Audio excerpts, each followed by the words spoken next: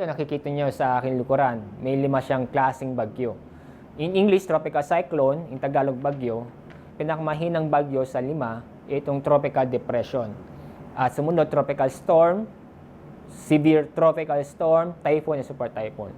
Ang pinagkakaiba sa 5 nito ay yung lakas ng hangin. Yun yung makikita, may kanya-kanya silang lakas ng hangin sa bawat kategorya nito. Sa June, inaasahan natin ng bagyo isa.